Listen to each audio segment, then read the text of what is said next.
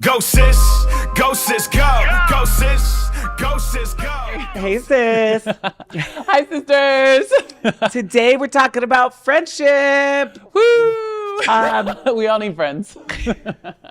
We do, though I will say I did go through a season fairly recently and even possibly now-ish where my inner circle has massively minimized. Listen. I told Shan, I'm like, is it cool if you're the only person in my inner circle for just like a hot minute till I like figure things out? And I was like, sure, let's figure things out. What's funny is that my inner circle is always small. So I was like, welcome to the club. I mean, Jesus' inner circle was small. He had the masses, he had the 12, he had the 3. No, facts. And I think we're going to we'll get there. Get back to that. But yes, for sure. When you think of friendship, though, where does your mind go? Like, what's some word associations? Let's play a word association game. When I think of friendship, it's so funny. I was just literally having this conversation with a sister on the way from Bible study late last night. Really? When I think of friendship, I think of family that you choose. Ooh. When I think of friendship, I think of loyalty and safety.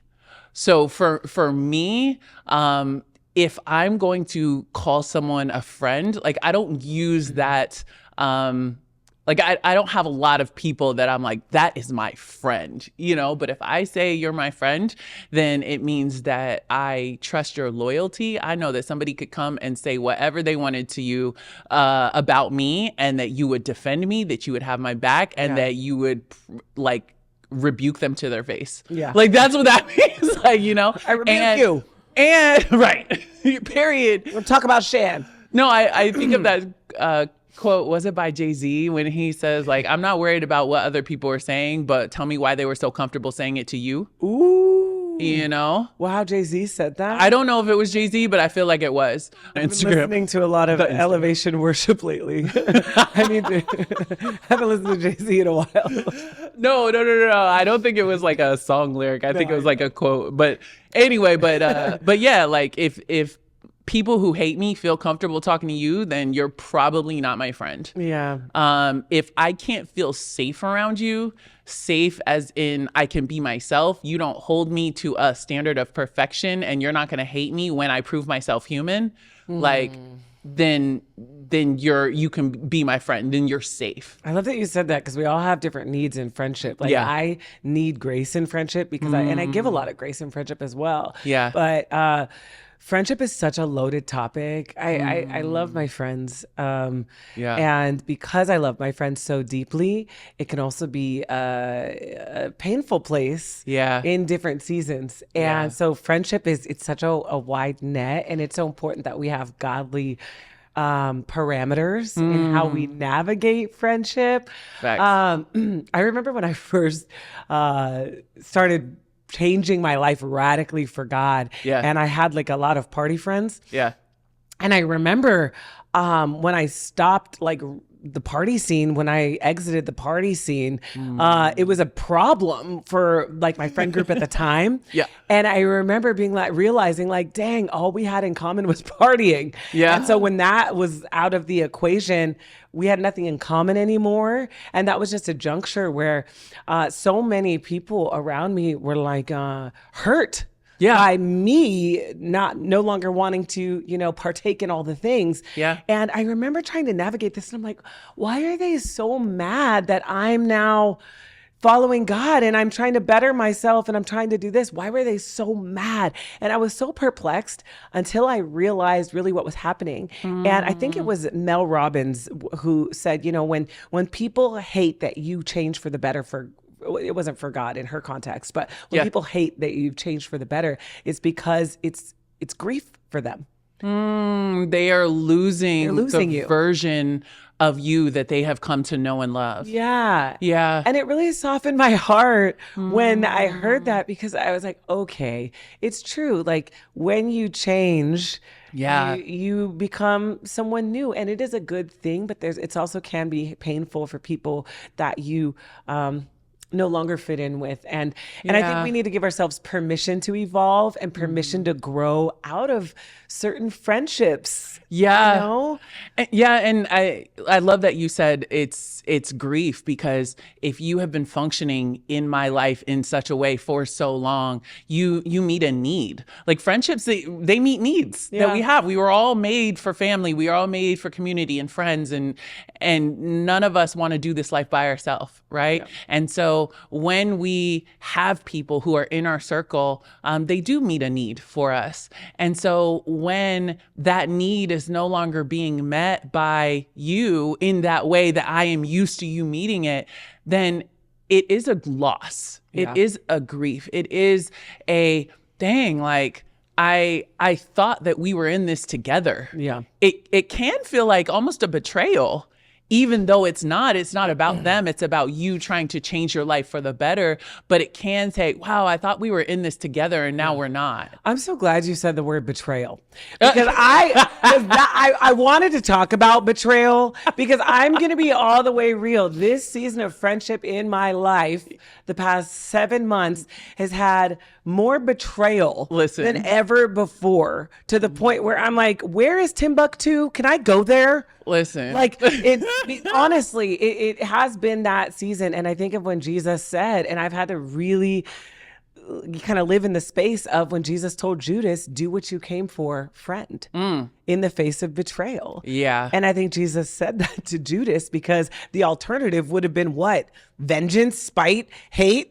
Yeah. Pettiness, all the things that we want to do, that we naturally go to. Because I don't know, when somebody is betraying me with a kiss, the last thing I'm doing is calling them friend.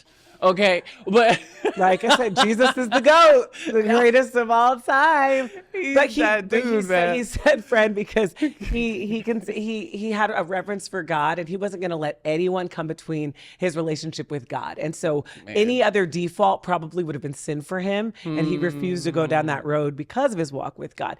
And I'd like to say we try our best. Listen, I have had to wrestle with that so much, like so much, because I have such a high standard of friendship and such a deep conviction on that standard. You know, there are certain things that like if we stop being friends tomorrow, I'm not going to go tell everyone your business that I know because when we were friends. Yeah. I would never do that. Yeah. Like, I'm not going to go and try to steal your friends, or try to flirt with your man, or try to do all of these things because we're not friends anymore.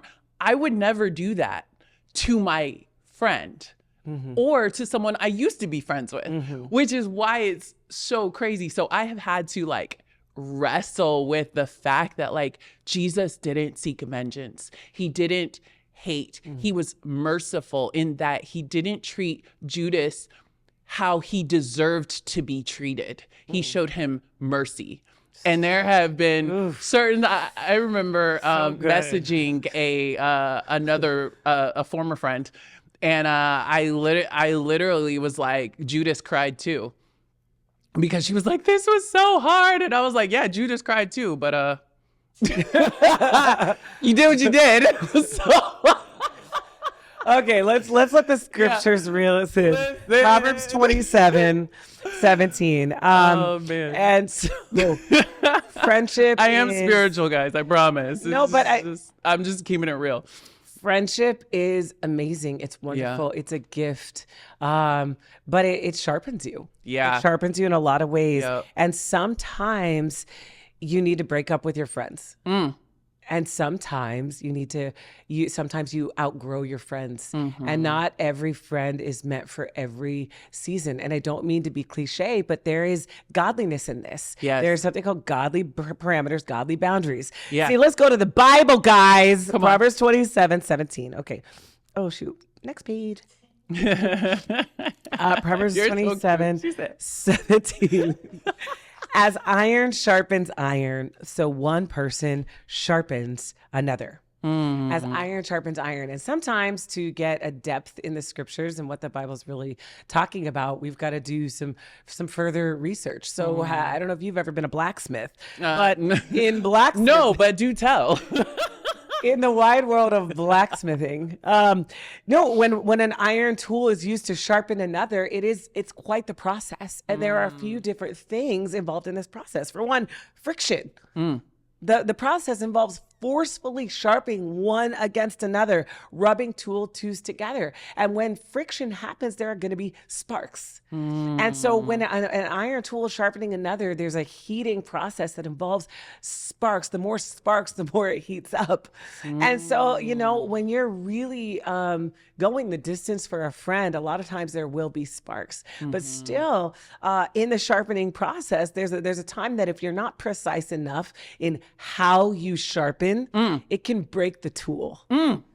It can break the tool. Okay. And so in friendship, if there's not tender, loving care, if you don't navigate your friendship as the Bible says to navigate friendship with spiritual tools like love, like care, like humility, like, Jesus lived off of every word. So think Fruits about of the Spirit. Ephesians 4, completely patient, humble, gentle, bearing with one another in love. Then you can break the friendship. Period. Go sis, go. Go sis. Go sis, go. Go sis, go. Go sis. Go sis, go. If you are trying to live your life by the Bible and somebody else is not, then having a very close relationship with them does actually put you in danger, because they're going to be trying to sharpen you in ways that are not the ways that God designed to sharpen you, right? They're going to be using weapons and using tools that Satan cosigns, but God doesn't cosign. And so God is trying to sharpen us, and a lot of times he will use people to do it. I believe that even the betrayal that we go through, even the negative behavior, that is God trying to sharpen us to make us more spiritual, right? To make us more like him. Yeah. So on one hand, God is the iron and he's sharpening us in his gentleness, in his care, but then he puts us together so that we can sharpen each other. And when a friend is no longer willing to sharpen you the way that God says to sharpen, then it's time to put some distance between that relationship. Yeah. Because it will end up hurting you in the long run and hurting them. Yeah. And it's not about, I love that you said that, because discernment is so important. Not saying that no one can mess up. Proverbs 27, no, 6, not a from lot. a friend can be trusted. Yes. And will go the distance for each other. But then you get to a point where there's a discerning component where you have to realize if you're equally yoked in friendship or not. If it's a two-way street, does this friendship still have value? Do you want to talk to this person? You know what I mean? Because sometimes we have to ask ourselves the hard questions. Do I even want to hang out with this person? There is all kinds of reasons why we may or may not go and hang out with these people that we really, or continue friendships that no longer serve us, or maybe never served us.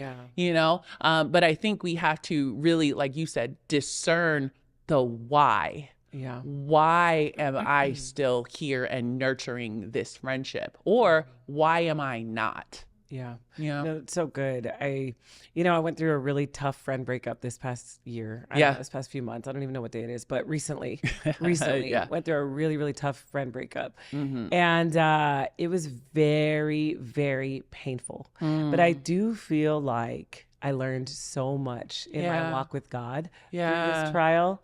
Actually, you taught me a lot through this trial, and just like helping, counsel me, and you know what I mean? Just allowing me to heart dump and be vulnerable and be in pain and cry. And I think I learned a couple of things. I think number one, we all have to take responsibility for our own personal righteousness.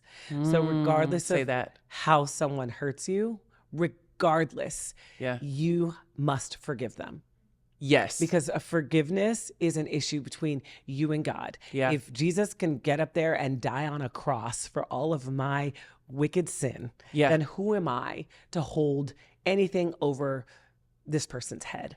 Absolutely. And I had to work through my feelings of being done wrong and my feelings of being wounded, and I was wounded, and be like, you know what? But have I forgiven her? Yeah, no, that's so good. Because at the end of the day, nothing anybody has done to us is worse than what we did to Jesus by putting him on the cross with our sin. Right. And we have to be so connected to that, that though we may be angry, though we may be hurt, we are willing to let go of it and surrender it to God because of what Jesus did for us. Yeah. And we have to let that be our motivation. For Christ's love compels us because we believe that one died and therefore all died. One died for all and therefore all died. But it doesn't end there. It says, so that we may live for him. Yeah. You know, he died so that we may live for him.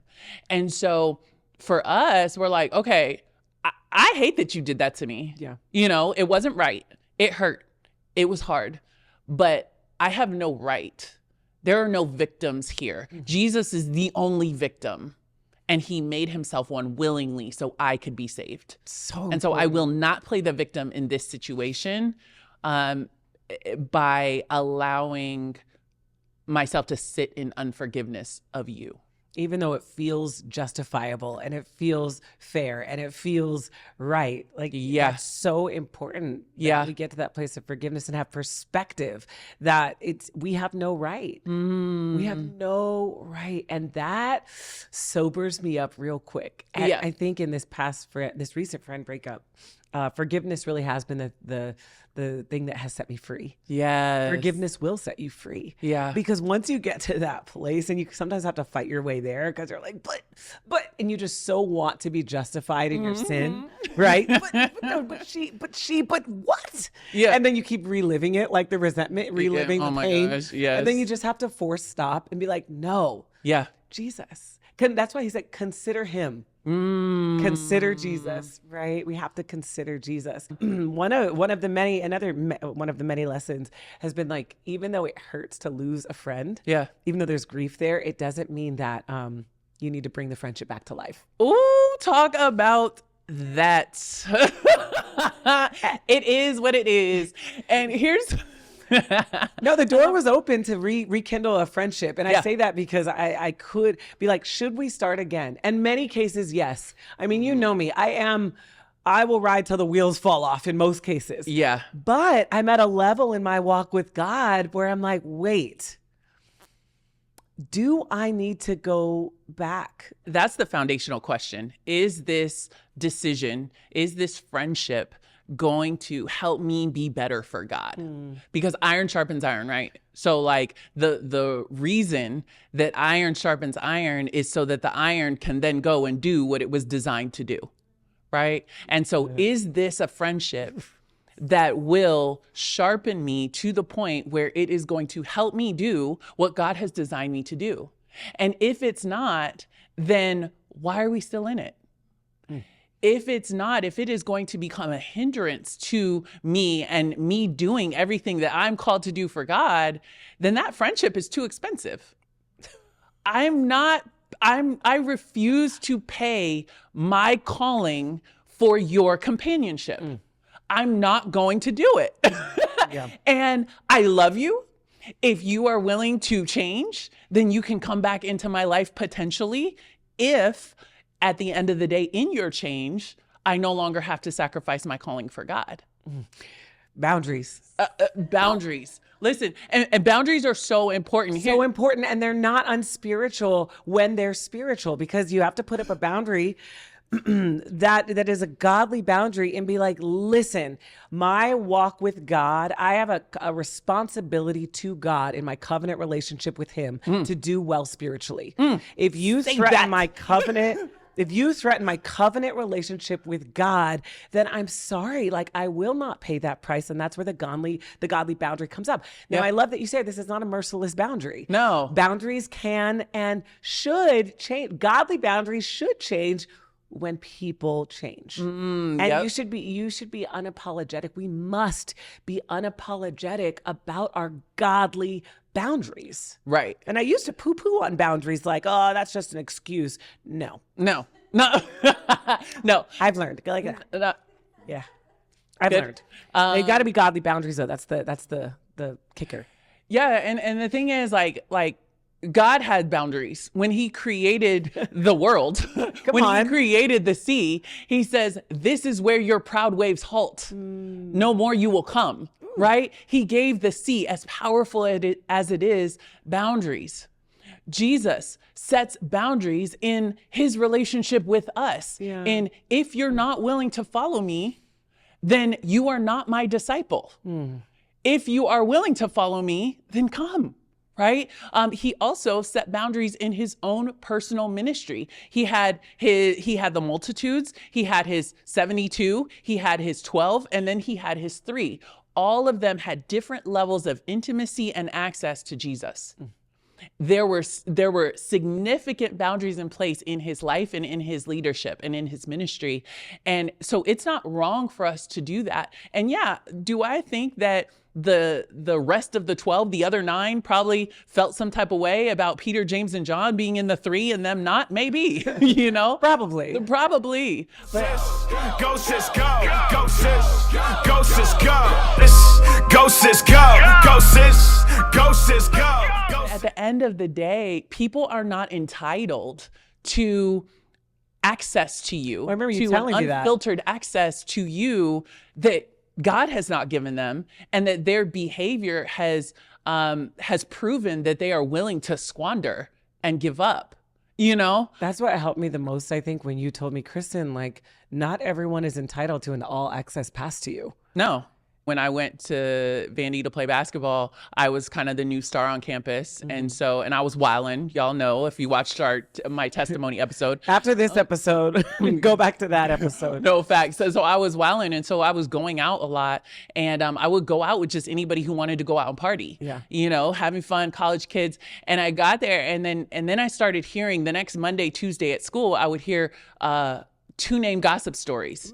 Those gossip stories that, oh, I did this with Chantel Anderson yesterday. Oh, we did this with Chantel Anderson last. And I was like, oh, I didn't even realize I was worthy of 2 name gossip stories yet, let alone, why are you telling everybody? Yeah. And so that was a very hard lesson of the fact that, oh, wow, like some people cannot handle that access and still be safe. Some people cannot handle that level of access and still be loyal, still have your best interests at heart.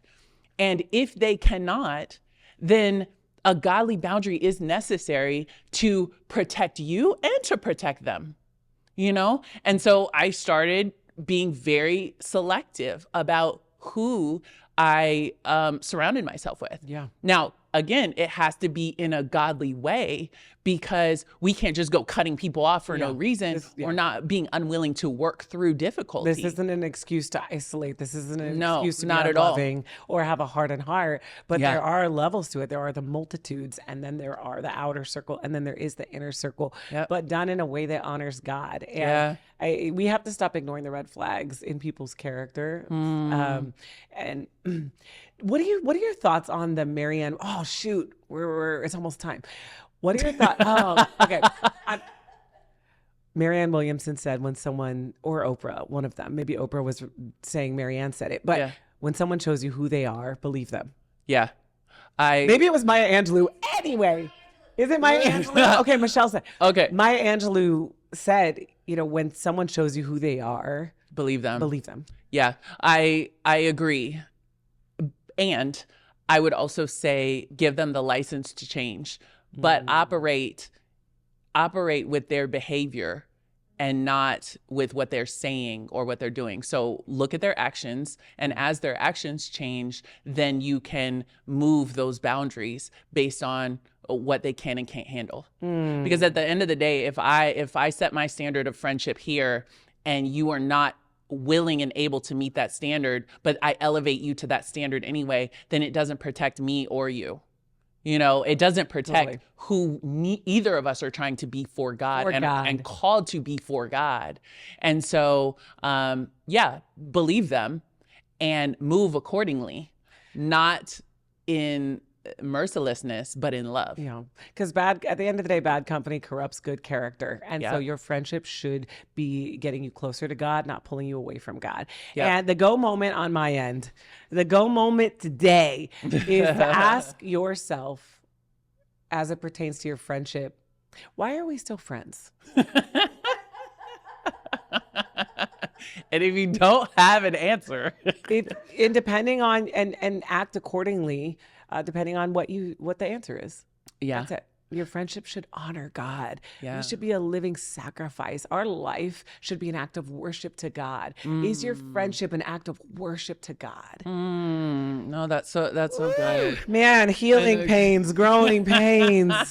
Oh, I love So that real. so much. I think my go moment would be that, but also Would be a cosign? would be a cosign. Yeah, no, for sure. And also to consider who God is calling you to be, and to surround yourself with people who are on that same path, who will cheer for you as you are becoming who God wants you to be, and who will walk with you and who will help you in different ways to become that person. Those are who your friends are meant to be. Are you saying go sis? Go sis, go! Go sis, hey! Go sis! We love you guys. Go sis, go. Say that.